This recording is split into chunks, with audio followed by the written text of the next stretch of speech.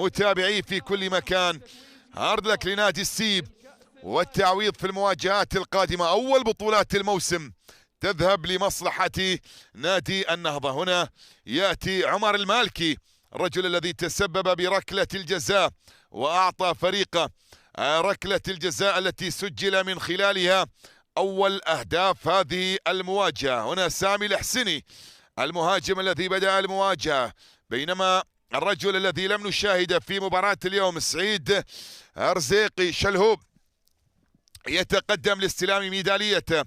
الظهير أحمد الكعبي هنا في هذا اللقاء، وأيضا يتواجد اللاعب عبد العزيز الشموسي بلقبه الثاني على مستوى هذه المسابقة. هاني الرشيدي للمرة الحارس الاحتياطي، بينما هنا المنذر العلوي، ويأتي الآن البديل محمد خصيب، ولاعب خط الوسط علي موسى لاستلام الميدالية الخاصة. مهند العلوي الرجل الذي يتوج مع النادي بهذا اللقب. عبد الله محمد البلوشي الحاضر معنا بالرقم 99.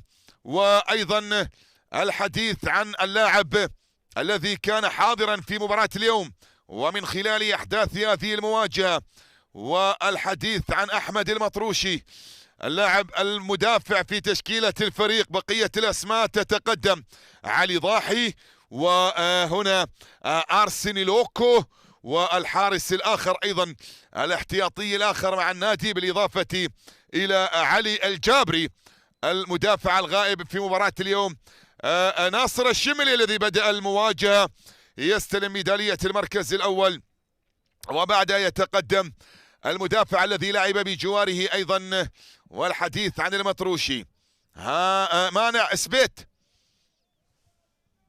وصاحب هدف المباراة الأول والوحيد عن ترسكي، والغائب في مباراة اليوم كمارا هداف الفريق، الرجل الذي لم يتواجد على مستوى هذا اللقاء. حارس المرمى إبراهيم المخيري الذي قدم أداء كبيرا جدا في هذه المواجهة، وصاحب الإنجاز ومن يقف خلف هذا الإنجاز. الثالثة ثابتة في هذه المرة لحمد العزاني مدرب نادي النهضة الذي توج باللقب للمرة الأولى في مسيرته مدربا للنادي. اللاعب أيضا لا ننسى أبدا عبد الواسع المطري الذي غاب عن مباراة اليوم، اللاعب اليمني مع نادي النهضة، والرجل الذي ساهم بشكل كبير في وصول الفريق للمباراة النهائية وتتويج الفريق بلقب أو بالوصول للمباراة النهائية وصدارة بطولة الدوري أيضا للاعب اليمني عبد الواسع المطري.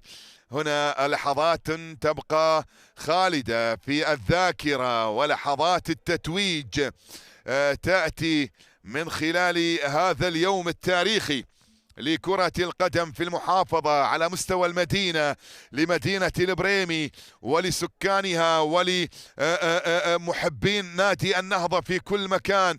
يأتي هذا الإنجاز التاريخي الكبير بتتويج الفريق للمرة الأولى في مسيرته بطلا لمنافسات بطولة كأس جلالة السلطان.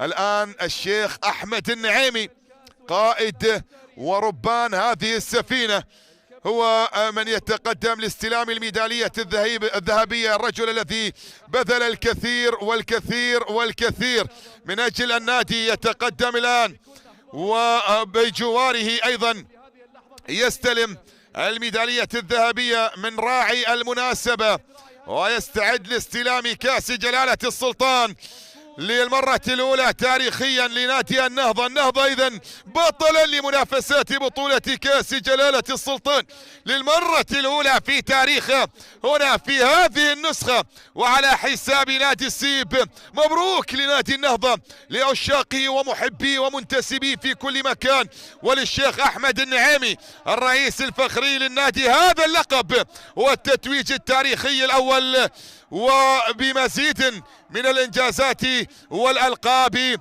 في السنوات القادمة. القائد إذن منصور النعيمي يرفع البطولة للمرة الأولى في التاريخ. مبروك لنادي النهضة ومحبيه مشاهدينا متابعينا في كل مكان، نلتقي بحول الله في مناسبات أخرى. دمتم بحفظ الله ورعايته، إلى اللقاء بالصوت والصورة.